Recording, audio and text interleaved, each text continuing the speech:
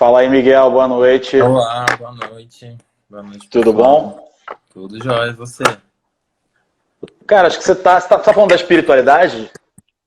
Como assim? Você tá falando da espiritualidade, eu tô te vendo meio embaçado, meio nebuloso, assim. Não, a culpa é do Você tá celular mesmo. materializado. Ah, Não, entendi, a entendi. tela tá rachada e aí dá essa interferência da luz mesmo. Desculpa aí. Quando a Bom, feira acho que fica parecendo um reabre. filtro, né? Fica parecendo um filtro no celular, né? É isso, de propósito. Foi de Fica propósito, para parecendo dar. uma coisa meio espiritual. E quem que nós já temos por aqui? Temos o Alexandre, a Veri, a Lívia, a Bárbara. Bem-vinda, Bárbara, primeira vez. Patrícia. Alguém com nome de japonês? Shiratsubaki. Enfim. Então, Miguel, eu fiquei muito feliz aí com a. Na verdade, a proposta inicial era que a Veri fizesse essa live com você essa semana, né? Mas Sim. aí, por motivos de saúde, ela pediu a substituição. Eu falei que estava no banco de reservas aí para eu substituir ela. E acho que o tema que a gente vai tratar hoje, que é conhece-te a ti mesmo, né? Eu me conheço, quer dizer que nós nos conhecemos, né? Para que serve esse processo de autoconhecimento, nos considerando espíritas, sabendo quais são os objetivos da nossa encarnação aqui nesse planeta e de que forma o autoconhecimento pode ser, né, uma ferramenta útil dentro desse processo. Aí eu te pergunto, assim, é possível alcançar o progresso sem autoconhecimento? Fala um pouquinho aí também, vamos começar aí. O que você trouxe pra gente sobre o tema? Eu adoro esse tema e a Veri estava bem inspirada, né, na escolha. E eu tenho uma visão bem particular de que a gente, quando fala em autoconhecimento, a gente está atualmente, né, no século 20 e 21. A gente está falando, na verdade, dessa proposta de reforma íntima, né? Eu vejo como um pouco como sinônimos. Você não tem como reformar o que você não conhece. Então, eu entendo que a gente, o propósito da encarnação. Bem-vindo, Vitor, nosso técnico. Então, eu entendo que o autoconhecimento é a proposta da vida, né? É o propósito da reencarnação, assim, trocando os termos espíritas, usando termos psicológicos, né, de Joana. A proposta é essa: cada experiência pela qual a gente passa, cada pessoa que a gente encontra, cada acontecimento da nossa vida vai expandindo o conhecimento que a gente tem sobre nós mesmos, né? Então, esse é um processo que vai a vida toda, deveria ir, né? Do berço ao túmulo, né? O problema é quando a gente enrijece ou quando a gente acha que já sabe tudo e a gente fica parado, né? Estagnado. E aí você não consegue ir adiante. Mas aí eu queria saber de você também. Durante as minhas sucessivas encarnações, né, eu sofro acho que não é bem a palavra, mas eu passo pelo processo de esquecimento das minhas experiências anteriores.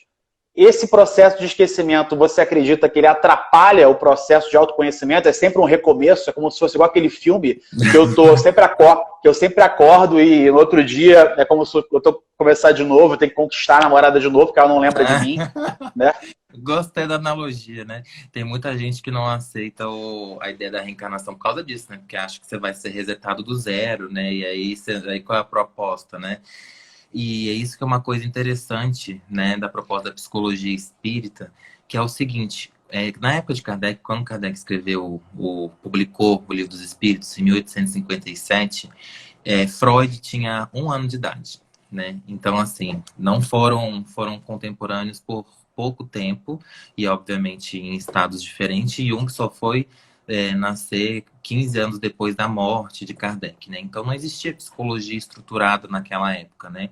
Então, quando você falava em mente, em autoconhecimento, conhecer si mesmo, era uma visão muito genérica, muito ampla, né? Tipo assim, eu acho que eu me conheço, né? Mas a psicologia do inconsciente que Freud inaugurou e Jung aprofundou, trouxe muitos novos instrumentos que permitem a gente entender esse processo, por exemplo. Então, uma das coisas que Jung traz pra gente, que Joana corrobora e usa muito em todos os livros dela, é a ideia do inconsciente pessoal e do inconsciente coletivo, né? Então, esse inconsciente pessoal seria um sinônimo de perispírito. Então, é como se, assim, todas as nossas conquistas, no sentido de autoconhecimento, elas ficam guardadas ali, passa a ser um patrimônio seu, né? Então, a cada nova encarnação, em cada época, em cada gênero, em cada condição, você parte espiritualmente do ponto em que você parou antes, ainda que a condição física seja diferente. Entendeu?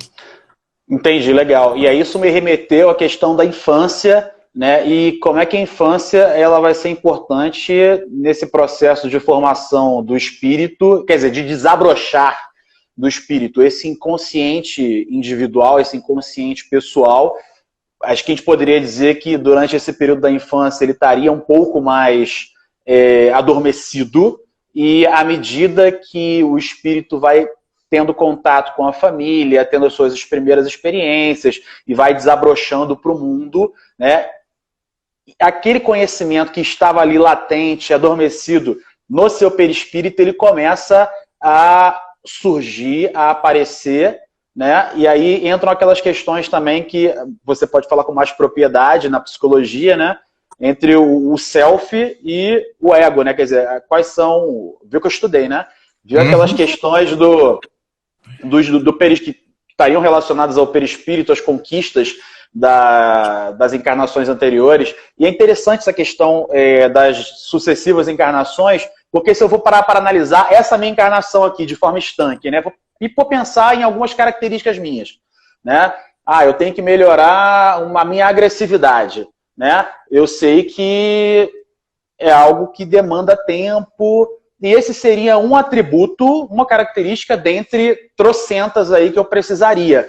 Então, numa análise superficial, mais rasa, eu já vejo assim, opa, eu acho que uma encarnação só, ela não é suficiente, né? Ela não é suficiente para que eu consiga desenvolver tanta coisa, considerando que eu ainda tenho um período grande aí da vida, né, de infância, que eu ainda não parti, digamos assim, eu ainda estou no período de treino, né? Eu ainda não fui para o jogo, né? Eu ainda estou ali me preparando. Então, assim, quer dizer, a gente for pegar de vida útil ali que eu tenho, ainda tirando a parte da minha infância e adolescência, depois que eu vou para o mundo, né?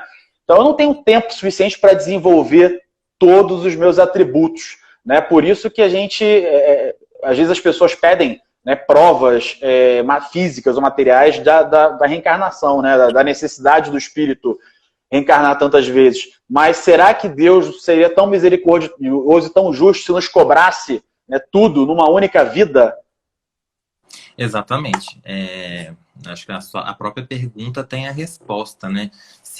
Na verdade, é o seguinte, Jung e os primeiros pais lá da psicologia, eles não tiveram a consolação que a gente tem de saber que a vida prossegue. Ele, no começo da vida, eu costumo contar essa história, né? Ele teve contato com um grupo mediúnico na Suíça no final do século XIX, não conseguiu achar uma prova concreta da psicofonia e da psicografia, mas também não negou, falou que estava em aberto, mas ele num livro relata o abuso que ele ficou dos espíritas por serem racionais demais e arrogantes. Então, eu acho que ele criou uma versão, tanto que ele estuda todas as correntes espirituais, religiosas, filosóficas do mundo. O espiritismo, ele passa de tangente, porque eu acho que ficou uma coisa pessoal ali, né? Então, assim, essa racionalização nossa traz prejuízos desde o começo. Isso pode ser refletido depois. Mas eu estou contando essa história porque Jung passou a vida toda pensando justamente nisso, nesses potenciais que tem na alma humana, né? Então, agressividade, qual que é o oposto? Passividade. Tem a generosidade, oposto ao egoísmo. Então, ele começou a ver que tinha tudo isso. E quanto mais você reflete, pesquisa, ele falava que quanto mais luz a gente coloca, mais sombra a gente cria. Então, ele não conseguiu desencarnar tendo a certeza de que teria um fim, de que assim, a gente chegaria em algum lugar, né? Essa falta de perspectiva da reencarnação fazia com que ele assim torcesse. No final ele já estava velhinho, com mais de 80 anos, ele falava assim: "Eu espero que no fim o significado ganhe do não significado", porque também se pensava o seguinte: eu estudo tanto, eu aprofundo tanto, eu transcendo tanto. Para quê? Assim, tem tantas pessoas que não fazem isso. Será que tem alguma utilidade? Será que precisa, se é necessário? Então ele ainda morreu um pouco no dilema. Apesar de ao longo da vida dele toda ele ter tido contato com várias pessoas, ter tido muita experiência e tal, nos últimos livros ele chega a falar que antes ele tinha certeza absoluta que não existia nada disso, de reencarnação, espírito, etc. No final da vida ele já faz uma nota de rodapé e fala: atualmente não tenho tanta certeza, né? Que é o livro biografia dele, foi foi o penúltimo que ele escreveu. Então ele não teve essa certeza. Então a gente já tem uma tranquilidade, né, de poder analisar o que a vida quer da gente, né? Então o espírita muito racional fica pensando: não, nessa encarnação eu acho que eu tenho que trabalhar a agressividade. Mas não é assim você que escolhe o que você vai desenvolver. São as condições em que você vive, são as influências ambientais, é a vida que vai, na verdade, te indicar o que você tem que aplicar, o que você tem que desenvolver, né? E aí também tem uma outra diferença, né? Porque na psicologia analítica, ele não trabalha com uma ideia do tipo: eu tenho que controlar a agressividade e tenho que desenvolver a passividade, como se fosse um bom e um ruim. Ele entende, e trabalha com a ideia do paradoxo. Então, que na verdade, o bem e o mal são duas faces de uma mesma moeda. Então, a gente tem que saber, na verdade, transitar entre os dois, né? Porque se a gente olhar Deus, Deus é o Pai de infinita bondade e misericórdia, mas Deus é um Deus de justiça. Deus é aquele que salva a criancinha, mas é aquele que permite que aconteça um tsunami. É aquele que cria o mundo, mas é aquele que permite uma supernova que explode o negócio todo. Então, ele entendia que a gente, na verdade, tem que aprender a expressão que Kardec usa, né? Domar nossas más inclinações. Ele entende que, na verdade, a gente tem que aprender a usar essas potências que a gente tem na gente, nesse inconsciente que a gente traz há muito tempo. E essa questão de domar as nossas más inclinações, né, eu acho que todos nós, no fundo, sabemos no nosso íntimo quais são as nossas más tendências, né? Principalmente quando nós avançamos no estudo, não vou dizer do espiritismo, né? No estudo da espiritualidade, no estudo de nós mesmos, né? Porque, vamos considerar, a lei de Deus está escrita, né, na nossa consciência. Eu gosto muito dessa analogia: a lei de Deus está aqui e a gente vai retirando aquele véu, e à medida que esse véu vai sendo retirado, isso tudo vai ficando mais claro para mim, né? E eu vou tendo mais consciência do certo e do errado, né? De qual é o comportamento que eu devo adotar ou não, né? E isso vai, a minha própria mente vai acusando, né? E isso acontece muito. Até a gente estava debatendo em off, né? Falando sobre essa questão do o conhecimento religioso, o conhecimento espiritual, ele por vezes ele nos traz determinados pensamentos, determinadas ideias sobre a vida que a gente considera assim, determinadas culpas, né? A gente se sente culpado por pensar, por às vezes pensar o mal, ou por às vezes pensar em determinados vícios, mas que são vícios que ainda nos comprazem, né? E porque não adianta a gente também ser hipócrita de falar, né? Se nós temos vício, é porque aqueles vícios ainda nos alimentam, de certa forma, né? Mas a gente ainda se compraz com ele. Então, o conhecimento religioso traz também um determinado sentimento de culpa, né? Assim, poxa, eu não deveria estar fazendo isso, eu não deveria estar pensando nisso, né? Beleza. De que forma eu vou conseguir separar, né, o que está certo, o que é errado, da lei de Deus que está na minha mente? Como é que eu vou saber se isso está relacionado, está vindo da lei de Deus, ou se é uma psicose minha? Isso é uma coisa que a gente pensa muito, né? Porque a doutrina traz o conhecimento, mas ela está sempre ali, né? Deixando a gente com sentimento de culpa, né? Deixando a gente culpado, não vai, meu Deus, que eu tô errado. E às vezes você vai ler certas literaturas espíritas que você fala assim, não, minha encarnação tá perdida, né? Já era aqui, eu posso me desencarnar aqui porque já não tem mais tempo, né?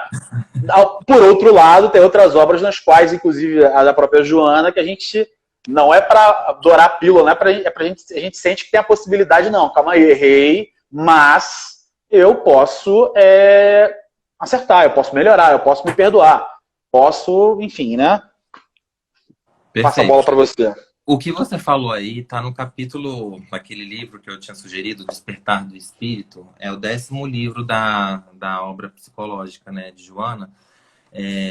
Eu não sei qual é o capítulo aqui, mas tem um tópico no capítulo em que ela fala de libertação do ego, né?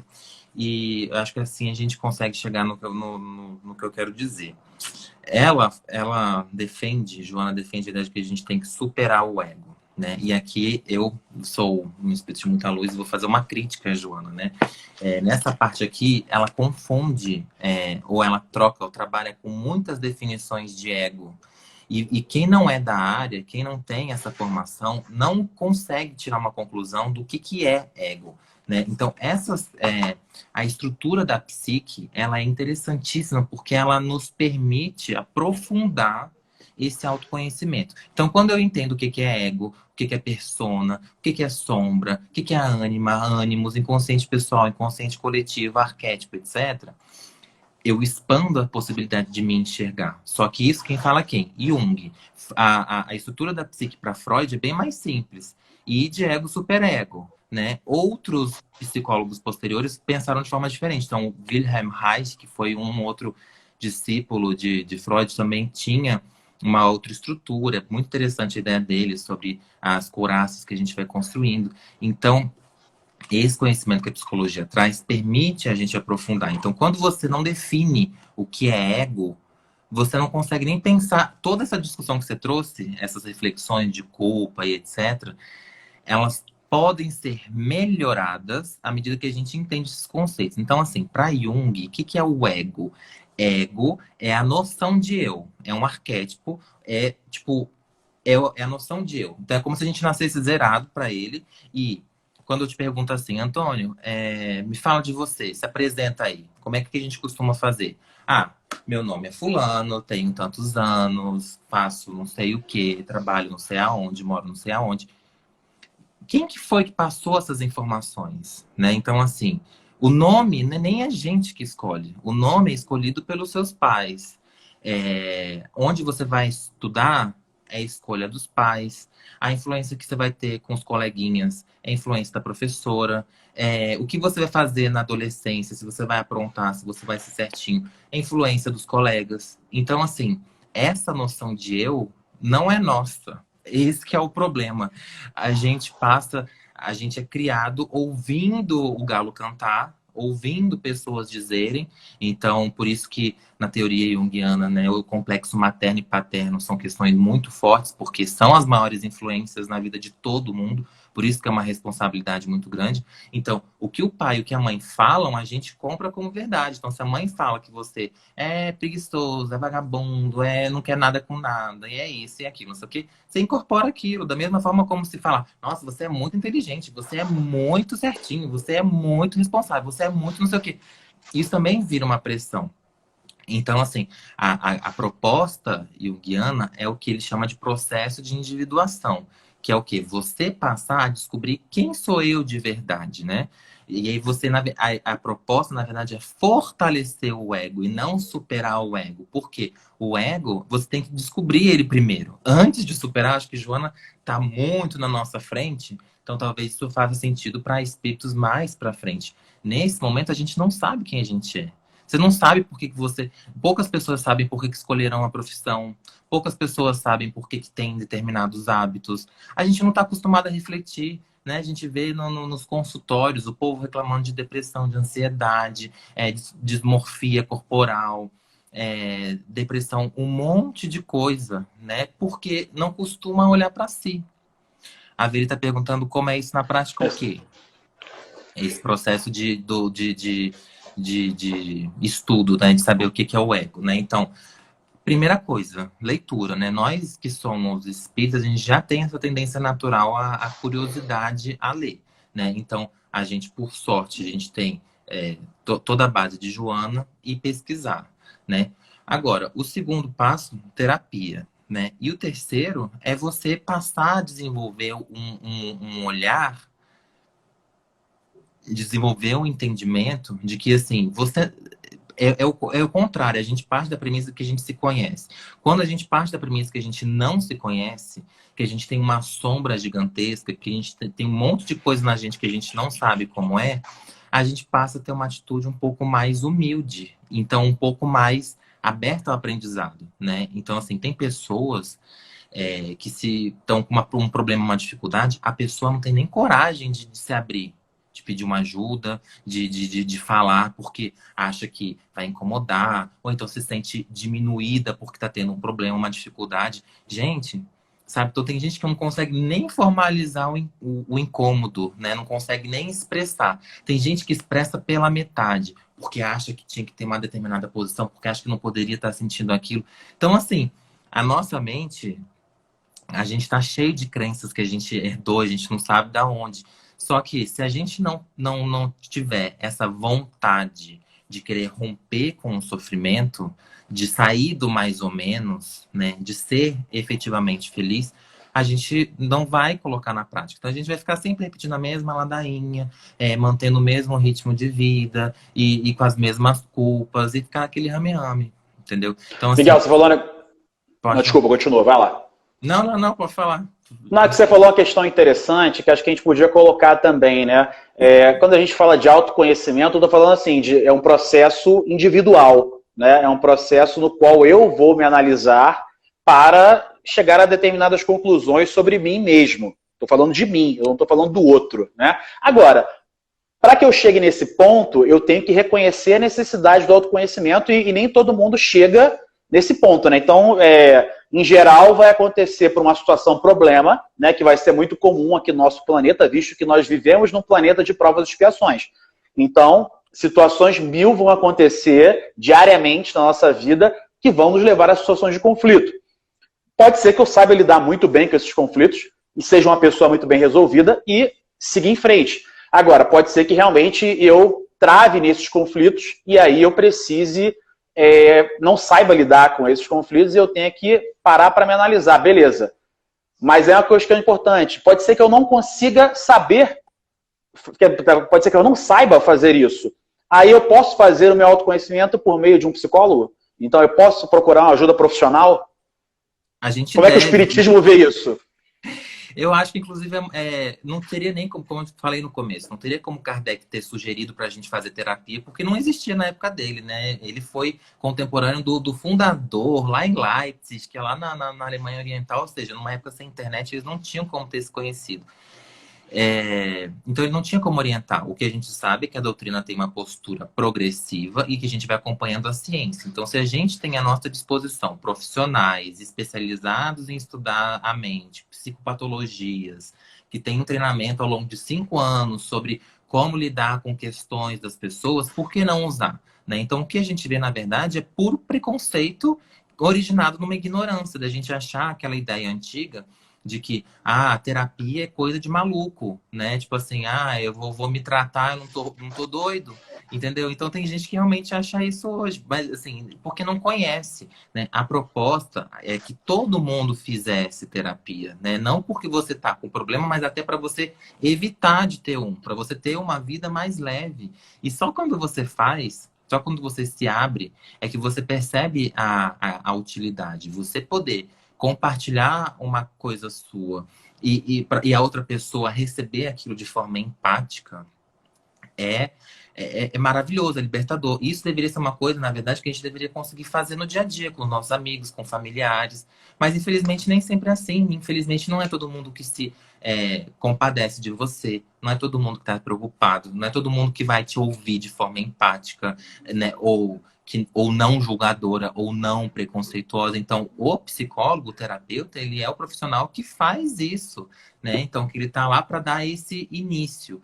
E dependendo da linha que você seguir, a proposta é você começar a mergulhar em si. Porque se a gente entra na normalidade, pode virar uma doença, né? E Jung chamava de normose, né? Tem textos que falam sobre isso, que é uma patologia. Você quer ser tão normal, ficar ali no rame-rame, tipo, vivendo na sendo empurrado pela vida. Você acorda para ir num trabalho que você não sabe para que está indo, e você volta para casa que você não sabe o que você vai fazer. Você dorme sem saber o que você está fazendo, sabe? Sendo empurrado sem pensar. Ele chama isso de normose. Você não está sendo ser humano, né? Então, a proposta dele é que a gente passe a refletir, que a gente use essa função transcendental que a gente tem, para começar a dar sentido, né? Então é começar a se perguntar para quê? Para que eu estou nessa profissão? Para que eu tenho essa rotina? Para que eu tenho esse hábito? Para que eu vou fazer isso, né? E muitas vezes a gente tem que se dar o direito, sim, que nem você falou ali, a gente fica em culpa. Cara, se numa sexta-feira você vai encontrar os amigos, não pode tomar uma cerveja? Se você tá com essa vontade, você vai destruir seu perispírito, você vai virar antro de obsessor porque um dia você resolveu se permitir porque você queria e fez aquilo de forma consciente. Eu acho que tem uma grande diferença, né? E a gente muitas vezes esquece isso, né? Que a gente vive num mundo plural, que tem espíritos em diversas etapas evolutivas, né? Então, o que é mais saudável? Você castrar a pessoa e falar, olha, isso é pecado, se fizer isso você vai pro inferno? Ou você fazer a pessoa refletir e pensar, cara, é isso que eu quero fazer? Eu faço isso todo dia? Eu faço isso toda hora? Para que eu tô fazendo isso? Entendeu? Então, uma coisa é quem é viciado, quem tem uma dependência, quem já virou aquilo, sabe, todo dia, todo final de semana, tá? E bebe, não é para tomar é para virar, encher a cara, virar, passar mal. Então, nesse caso, a gente vê uma patologia, atrapalha a vida da pessoa, né? Então, nesse momento, ela tem que começar a se questionar. Mas o ideal é que chegue um ponto em que tudo que a gente faça seja consciente, né? Que o nosso ego, que Jung chama, ele esteja alinhado com o self. Self é outro conceito junguiano também, que é importante a gente conhecer. É legal isso aí, porque a Joana fala isso nesse livro também que você falou mais anteriormente aí. Porque a gente tem essa questão do self, que seria, quer dizer, o self seria a forma que eu me apresento, quer dizer, o self seria eu, o indivíduo, né? E o ego, aquilo como eu me apresento para o mundo, né? Não, calma. O self, ele é a centelha divina. É o que a gente chama no espiritismo de espírito, com E maiúsculo. Certo. É a centelha divina. É a minha construção, né? É a minha construção que eu venho trazendo no decorrer das encarnações. É a sua essência. É o seu centro espiritual. O ego, ele tem que crescer, desenvolver e ele tem que afinizar. É como se fosse Deus em nós, né? Então, é aquela parte nossa pura que nos guia, que tem tudo o que a gente é nele. Então, Jung, ele trabalha esse conceito em 2 livros grossíssimos, né? Que é maravilhoso, o Aion, para ele explicar de onde surgiu essa ideia desse self, né? Mas o self seria essa centelha divina. O motivo pelo qual, inclusive, Jesus falou que nós somos deuses, né? Que é o que a gente traz de divino na gente. Eu queria falar sobre a questão do ego, porque eu estava pensando muito aqui na questão muito atual das redes sociais, né? Porque a gente vive hoje imerso em redes sociais, né? A gente, inclusive, está falando por meio de uma rede social e todo mundo nas redes sociais, em geral, tem uma vida muito bonita, né? As pessoas parecem que não tem problemas, todo mundo está sempre viajando, e às vezes você pauta a sua vida pela observação da vida do outro, você se torna infeliz. Quando você deixa de olhar para si, para olhar para a vida do outro, ou somente para viver se exibindo, você esquece de você mesmo, né? Então a gente esquece essa nossa essência, essa nossa centelha divina, para ficar atendendo a determinados padrões sociais que nos inundam o tempo inteiro, né? E uma coisa que a gente estava falando aqui anteriormente, que até a Veri falou sobre a vida é fácil, a gente complica. Mas a questão é que a gente não teve ainda a mudança de perspectiva, não gerou a chave de perceber: sou um espírito imortal.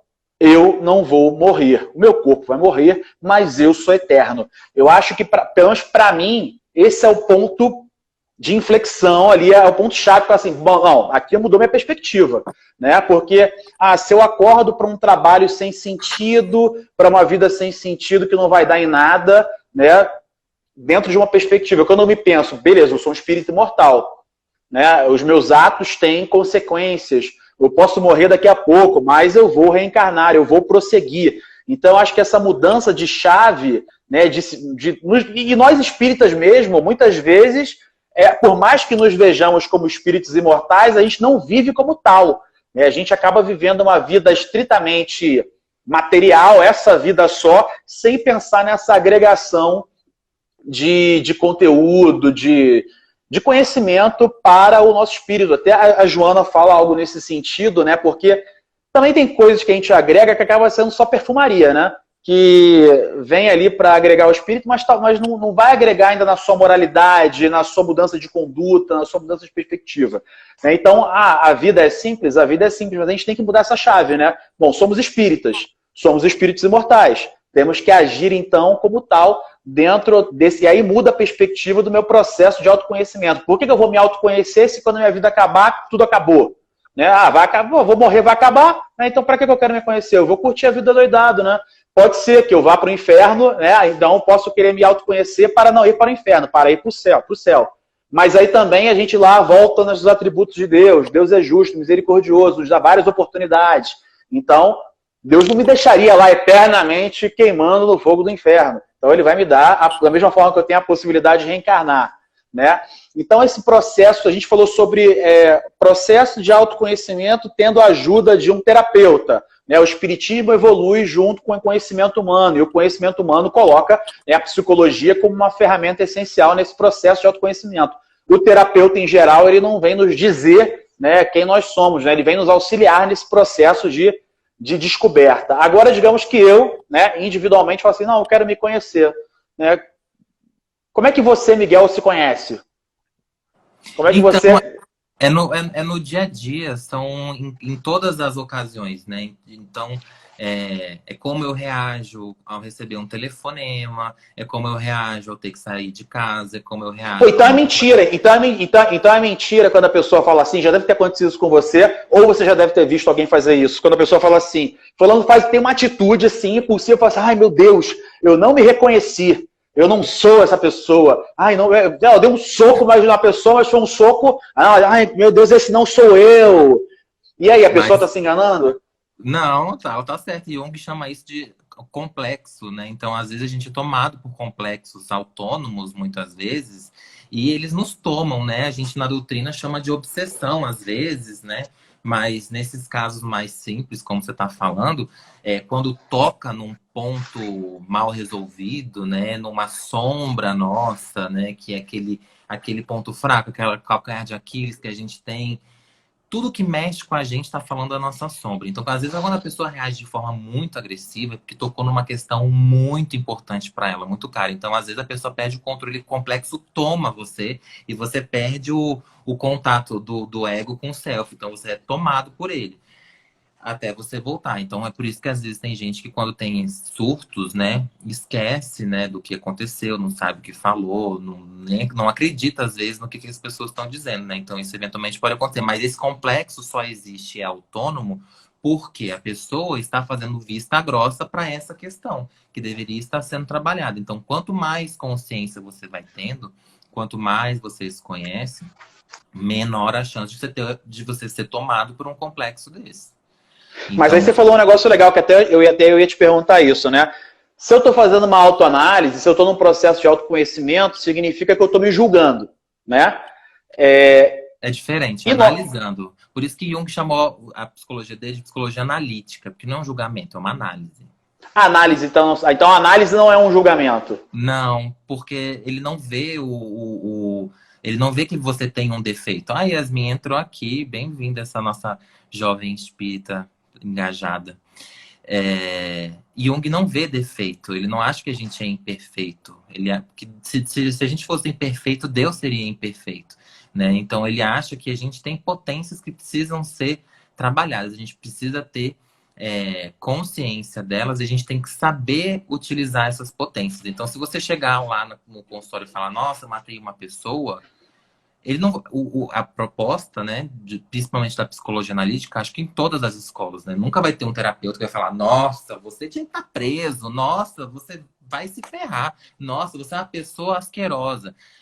existem situações, por exemplo, em caso de estuprador, que, por exemplo, o código de ética da psicologia, quando o terapeuta não se sente confortável com aquela temática, ele pode indicar para um outro colega que seja mais habituado a trabalhar com aquilo. Mas mesmo o terapeuta que não consegue trabalhar com um tipo, aquilo já fala sobre ele. Por que que ele não consegue ver a humanidade no estuprador, no homicida, né? Então, não é um lugar de julgamento, porque não tem certo e errado. Tem uma análise. Por que que você agiu dessa forma? Por que você usou a potência dessa forma?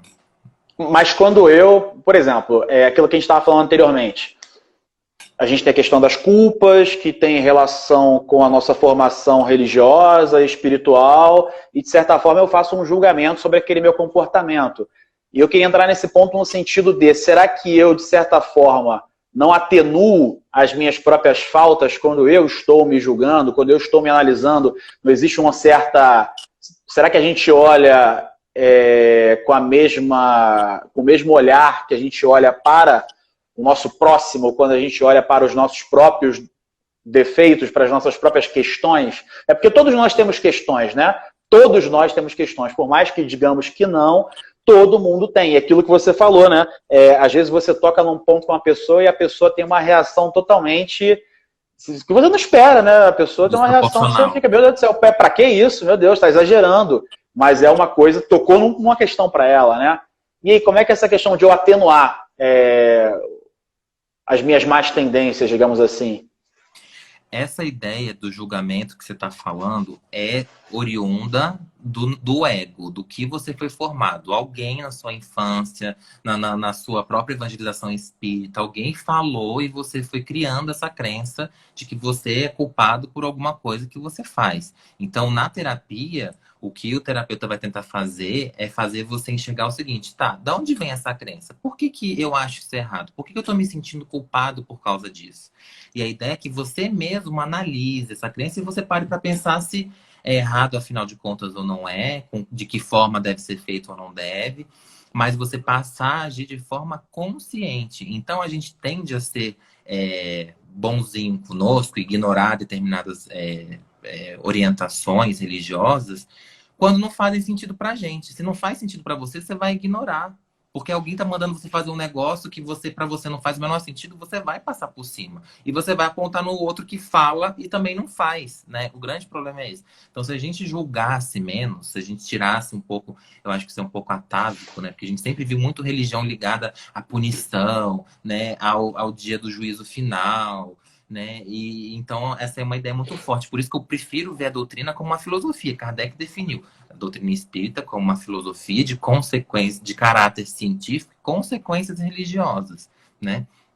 Então nós somos filósofos, nós deveríamos ser seres pensantes, né? E a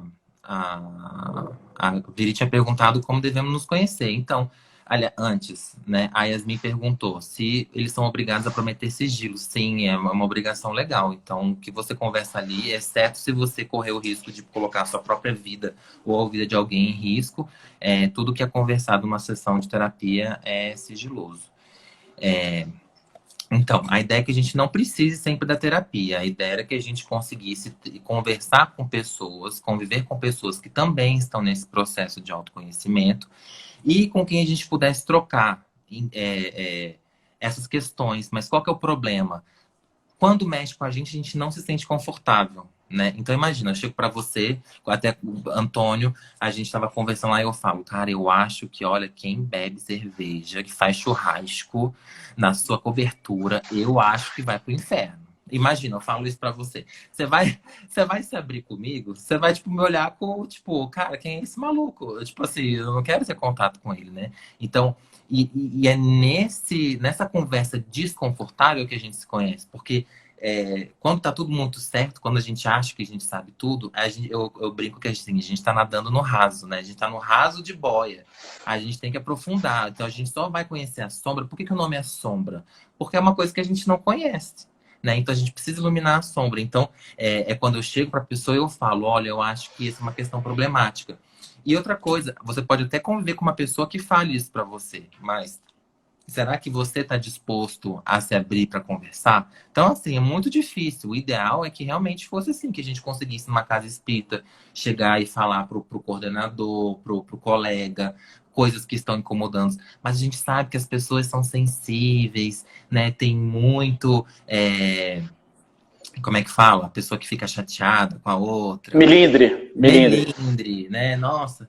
Então, a pessoa fica assim, fica chateada, aí para de falar com você, aí fala que o problema foi o tom. Ai, você não soube falar. Ai, você não me ouviu. Ai, você me criticou. Ai, a pessoa projeta milhões de coisas em você, né? Então, a grande dificuldade de você lidar com um não profissional é essa. E às vezes a pessoa, você toca na ferida, a pessoa pensa, quem é você para falar isso comigo? Esse assunto que eu vou tratar com o meu terapeuta, entendeu? Né, você não tem moral para falar sobre isso, né? Então, a grande dificuldade é essa. Por isso que na terapia é alguém que não te conhece, alguém que tem obrigação legal de sigilo, e lá você pode colocar todos esses demônios para fora, né? Colocar todas essas culpas, e o cara não vai te julgar, ele vai te ajudar a tentar entender por que você pensa daquele jeito. Ô Miguel, e nem sempre, né, eu vou precisar de terapeuta. Pode ser que eu sozinho consiga, tenha as ferramentas necessárias, né? E a própria doutrina, no seu Pentateuco, no Livro dos Espíritos, a gente tem aqui a pergunta 919 do Livro dos Espíritos, do capítulo que trata da perfeição moral. E aí a gente tem a pergunta 919, no qual Kardec pergunta aos espíritos, né? Qual o meio prático mais eficaz que tem o homem de se melhorar nesta vida, né, e de resistir à atração do mal? Então, ele coloca uma questão interessante. São duas perguntas, né? Primeiro, qual é a melhor ferramenta para eu me melhorar? Segunda pergunta na mesma, e para resistir ao mal? Porque a gente sabe que situações mil se apresentarão na nossa vida, principalmente aqui nesse planeta. Isso é fato, né? E aí, a resposta dos espíritos: um sábio da antiguidade vô-lo disse, conhece-te a ti mesmo. Beleza. Aí, tem a letra A da pergunta 919, no qual Kardec pergunta aos espíritos: conhecemos toda a sabedoria desta máxima, porém a dificuldade está precisamente em cada um conhecer-se a si mesmo. Quer dizer, beleza, então não é fácil de eu me conhecer. Aí ele pergunta, qual o meio de conseguir? Quer dizer, qual é a forma que eu tenho para conseguir me conhecer? E aí tem uma... Oi? Fala, vai lá.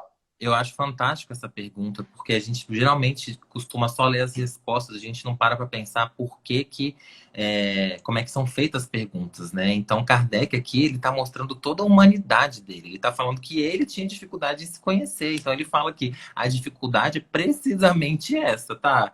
E assim, já é o final do livro, né? Então, ele estudou, perguntou sobre tudo, mas chegou no final e falou, tá, eu tenho tudo isso de conhecimento. Mas e como é que faz, afinal de contas, para conseguir se conhecer, né? Então, assim, eu admiro essa humanidade dele, essa humildade. É verdade, é verdade. Ele falou, pô, beleza, conhecemos toda a sabedoria dessa máxima. Quer dizer, pô, realmente é muito bom isso aí que vocês falaram, mas é difícil.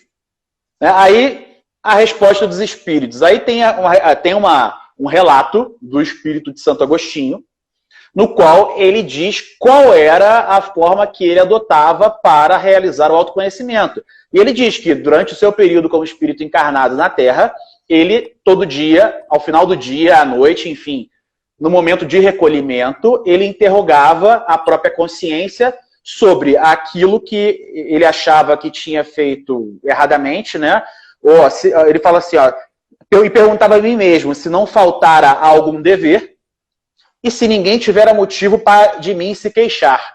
Né? Então, tinham questões dele, né, e questões do outro também, né? Quer dizer, do nosso comportamento para com o próximo. Então, todo dia à noite, em momento de recolhimento, ele fazia essa análise de consciência de como tinha sido aquele dia dele. Então, esse seria aqui, esse relato que está na pergunta 919, letra A, e que depois, quem estiver nos assistindo pode acessar lá e ler a íntegra do relato, é um pequeno manual de como proceder no nosso dia a dia. Acredito que todos nós, né, claro que a gente tem dias mais corridos, mais cansativos, mas todos nós temos essa possibilidade de, no momento de recolhimento, parar e pensar, né, o que também é um processo, porque esse processo é um processo de reconhecimento, né, porque primeiro eu vou chegar a entender que aquilo não foi legal. Ah, talvez eu tenha tido uma conduta que não foi legal.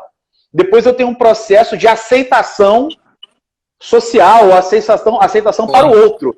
Antônio, Né? deixa eu só te interromper rapidinho, porque todo esse seu raciocínio, ele tá com base quando você identifica o que está errado, né? O que a psicologia trouxe, né, depois que Kardec faleceu com a ideia do inconsciente, é que muitas coisas a gente faz sem a gente ter consciência. Então, eu acho que aqui, no meados do século XIX, era mais simples de você pensar assim, que o errado é roubar, o errado é matar, o errado é fazer alguma coisa externa muito grave. Então, você consegue pensar simples dessa forma. Ah, se eu não matei ninguém, se eu não fofoquei, se eu não prejudiquei ninguém, logo tá tudo certo. Só que a gente machuca os outros, chateia os outros, muitas vezes por omissão, muitas vezes pelo tom que você falou, às vezes não tem nada a ver com a pessoa, às vezes você tá num dia lá estressado, sei lá, pensando em outras coisas, e aí você fala de uma forma, a pessoa acha que é com ela, às vezes não é. Então, por isso que a doutrina tem que ser progressista e a gente tem que atualizar Kardec, né? Porque senão a gente fica limitado, porque não é o que a gente faz na consciência. Isso é o básico. Mas, Miguel, talvez aconteça também de, por exemplo, pode ser que eu não tenha consciência de determinadas atitudes que magoem as pessoas. Ok, eu entendo. Mas, no momento em que eu tento me conectar, né? Se eu estou num momento de recolhimento, se eu estou num momento de conexão para com Deus, talvez essas informações cheguem a mim, né? Por alguma outra forma, pelo pensamento, em sonho, né? E talvez eu consiga me antenar, né? Ou até que mesmo aquela pessoa que se sentiu agredida, ela vai te dar uma resposta em algum momento, por mensagem, alguma coisa, e ela vai assim, cara, o que eu fiz para essa pessoa? Né? O que eu fiz para ela que eu não sei o que eu fiz. Né? Mas ela vai manifestar de algum jeito. Então, às vezes, realmente, você não vai reconhecer, né? Mas eu acho que essa atitude de humildade, que é uma atitude de humildade de você parar para se analisar, talvez aquilo chegue em você de algum jeito, né?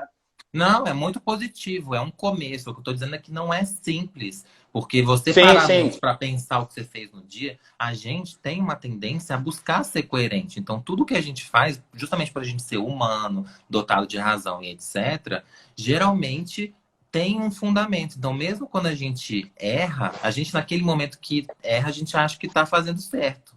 Entendeu? Então, às vezes, a gente só se arrepende depois. Então, isso aqui que ele está dando é um começo que deu para os europeus pobres do século XIX. É um começo, é um exercício, né? Será que alguém tem que reclamar? Mas se a pessoa, por exemplo, é uma pessoa que é muito fechada, introspectiva, fria, né? Tem aquele perfil de não se abrir. Se ele for fazer isso à noite, ele vai pensar, não, tô ótimo. Ninguém tem o que reclamar de mim, não prejudiquei ninguém. Mas, na verdade, às vezes ninguém nem gosta, às vezes a pessoa não tem nem contato porque a pessoa ali é tão, né? Então, você não chega perto. Então, é muito mais complexo. A gente, a partir do século XX, século XXI, a gente está tendo um momento único na humanidade que a gente não teve antes. Antes, as pessoas nasciam, cresciam, iam para a guerra, reproduziam, morriam. Então, você tinha uma vida ou morria de doença, né? Alguma desgraça, ou morria guilhotinado, enforcado. Era a lei do Chico de Brito. Então, as pessoas, era muito difícil alguém morrer de morte natural, tranquilo, né? Então, durante a vida podia acontecer um monte de coisa. Nesse século, depois das guerras, é que a humanidade está conseguindo não só se preocupar em sobreviver, né? Agora que a gente está... Por isso que agora é o século das doenças mentais psíquicas. Porque agora a gente está efetivamente sendo humano, né? Não estamos preocupados em sair, levar um tiro, né? Em acontecer alguma desgraça. Estamos sim. Dependendo do lugar, né? A gente ainda tem... Mas é legal isso que você falou. Eu entendo essa sua análise, mas eu acredito que esse grau de complexidade da análise do nosso comportamento vai ser diretamente proporcional ao nosso grau de estudo, né, e ao nosso grau de vivência, né, quer dizer, aí é outra questão, né, eu tenho que buscar o meu conhecimento, o meu crescimento intelectual, você é um cara que é um estudioso da psicologia, e isso te traz bagagem e conhecimento e experiência e contato com relatos de outras pessoas, que de certa forma isso serve de base para que você possa realizar a sua própria análise. Então, temos que agregar conhecimento, temos que estudar, e eu não estou me referindo somente a conhecimento espírita, eu estou falando a conhecimento intelectual nas mais diversas esferas, né? Tudo isso, até no momento em que eu estou assistindo um filme, né, eu estou lendo uma biografia, isso tudo me traz bagagem para que eu consiga ter subsídio suficiente para que essa análise não fique ali no raso, né, no superficial, para que eu consiga ter essas percepções mais amplas. É um começo, sem dúvida, né? A gente tem pessoas e espíritos em todos os estágios, né? O que eu costumo dizer é que todas as leituras que eu fiz, elas me ajudaram a entender a urgência e a necessidade de fazer esse trabalho de autoconhecimento, né? Então, na verdade, só me deu um senso de velocidade. Mas o conhecimento por si só, ele não te traz o autoconhecimento. Tanto é que eu sempre falo do livro Voltei, que eu traz acho subsídios, né? Traz subsídio para você refletir, mas se você não refletir relacionado a você, porque a gente é muito bom de pensar o seguinte, a gente pega o livro aqui, nossa, isso daqui, ó, fulano tinha que ler. Nossa, isso daqui, hein, fulano tava perguntando não sei aquilo. Então a gente sempre lê pensando no que vai falar para os outros ou em como isso se aplica para os outros, mas a gente não faz isso pensando na gente, né? É muito difícil você estudar e aplicar em você, né? Então eu sempre falo do livro Voltei, porque para mim é o melhor livro de Chico, porque mostra que um cara que é dirigente espírita, que passou 40 anos todo dia respirando centro espírita e fazendo trabalho, e mediúnica, e trabalho voluntário, e palestra, não sei o quê, não adiantou, ele chegou sem luz. Por quê? Porque ele não se conhecia. E a gente vê que ele não se conhecia ao longo do livro, é riquíssimo. Por quê? Porque ele começa a reparar que tem outras pessoas mais pra cima, ele fica ofendido quando vê o povo falando mal dele, ele se sente inferiorizado quando ele não tá morando no mesmo plano que os outros. Então tudo isso é prova de que ele não se conhecia. Ele achava, o ego dele, né, que ele era o espírito de luz, ele era o Chico Xavier, ele era, né, um espírito de escola. Missionário, né? Um Missionário. missionário, isso.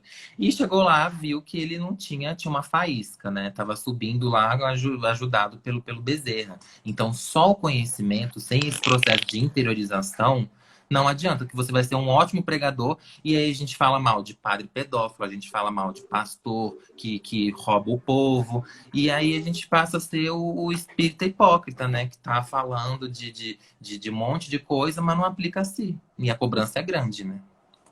Exatamente, exatamente. Eu estava assistindo uma palestra do Haroldo falando exatamente sobre esse tema, e ele faz a comparação do nosso processo de autoconhecimento com o processo de revisão de um carro, né? Então, quando você leva o seu carro para revisão, quando você leva lá numa concessionária séria, né? Vamos pensar aqui, numa concessionária séria onde ninguém vai te roubar. Vai lá com seu mecanismo de confiança e tal. Em geral, se você tem o modelo do seu carro e leva na concessionária, eles têm um checklist do que vai ser revisto. Ah, seu carro está com 10 mil quilômetros rodados, então eu tenho que fazer um checklist de determinados itens. Com 50 mil, eu tenho que fazer um checklist de outros itens, né? E assim sucessivamente, quanto mais tempo de rodagem tem o meu carro, tem um checklist específico para isso. E ele faz essa analogia com o nosso processo de autoconhecimento, o nosso processo de revisão, né? O nosso processo de reforma íntima, né? Então, talvez nós pudéssemos adotar, né, e naturalmente esse checklist ele é individual, né? O meu checklist da minha encarnação, o meu checklist, eu, Antônio, encarnado, espírito aqui, é diferente do checklist do Miguel, né? Porque você teve uma rodagem diferente da minha, eu teve uma rodagem X, você teve uma rodagem Y, né? E eu não estou falando que você é mais rodado não, tá, Miguel? Tô falando que a gente tem uma rodagem diferente, né? Estradas diferentes, encarnações diferentes, então cada um vai ter o seu próprio checklist. Então, talvez, dentro desse processo, nosso processo de autoconhecimento, seja interessante que elaboremos o nosso checklist, né? Quais são os itens que eu preciso rever? Isso, claro, sem colocar a carroça na frente dos bois. O que eu posso fazer? É igual quando a gente pensa em planejamento, né? Eu trabalho com concurso público e trabalho com planejamento de estudos, e quando já planejar o estudo de alguém, a gente coloca sempre uma meta factível, né? Não adianta eu colocar uma meta impossível, né? Eu quero com 70 anos estar ao nível de Jesus. Pô, eu me conhecendo, eu sei que isso é impossível.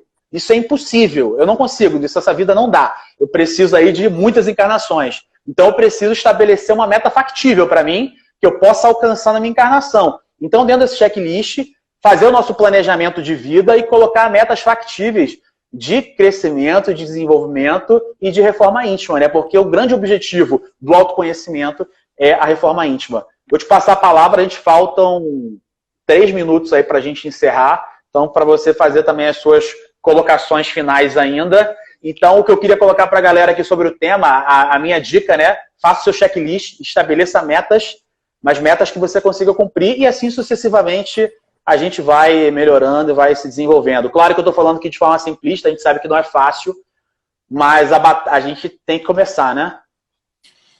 Eu agradeço quem acompanhou a gente esse período todo aí. Essa dica do Antônio é muito boa.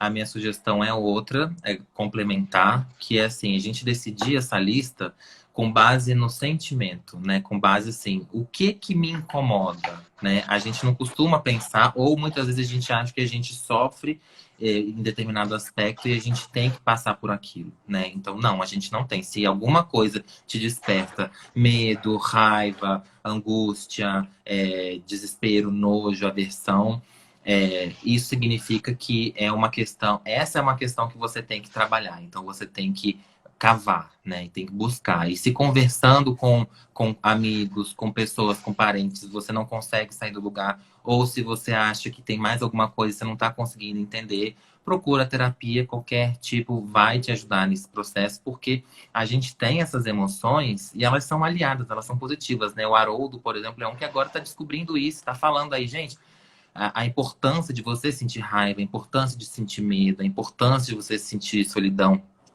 Tudo isso fala sobre a gente. Então, a gente tem que começar a dialogar com os nossos conteúdos, com essas nossas potências, com essas nossas emoções, né? Não partir da premissa que tá tudo certo. Não, a gente pode ser feliz. Eu diria que o objetivo da reforma íntima, o objetivo do autoconhecimento é a felicidade. É você poder estar pleno.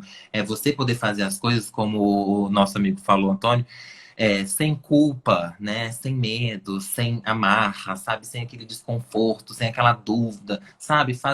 Ser quem você é plenamente, né? E Jung falava isso, é tornar-te quem és, de verdade, né? E a gente muitas vezes não sabe quem a gente é. Então eu desejo boa sorte a todos nós nesse processo de autoconhecimento. Vale a pena, é um pouco doloroso, né? Você ter que enfrentar a sombra, é um pouco doloroso você ter dúvidas e você se questionar, mas é libertador ao mesmo tempo. Beleza, ótimo aí. Falta 1 minuto. Quer fazer suas considerações finais? Vamos fazer propaganda, gente. Semana que vem, sexta que vem tem... Ah, não, já vai ser quarta, né? Semana que vem. Não, esse aqui na quinta. Ficou quinta-feira, não foi? Quinta-feira? Ficou quinta-feira. A próxima live vai ser quinta-feira, 19 horas, mas semana que vem... eu não estou lembrando se sou eu, haveria, quem é, não sei. Mas enfim, terão pessoas aqui do Doutrina Viva falando aqui. E essa live aqui de hoje vai estar disponível aqui também para quem não assistiu toda, né? A gente sabe que no Instagram tem gente entrando e saindo, mas se quiser assistir com um pouco mais de calma, ela vai estar disponível aqui no perfil do Doutrina Viva, no Instagram TV, e é só o pessoal acessar aí depois. E quinta-feira, semana que vem, 19 horas aí, estaremos de volta com outros temas. Valeu, galera, um abraço. Vocês podem comentar também, deixar sugestão de temas que eventualmente tem perguntas. Exatamente. Se não der tempo de responder, a gente responde em inbox. Vai acabar aí. Valeu, galera. Abraço, boa noite.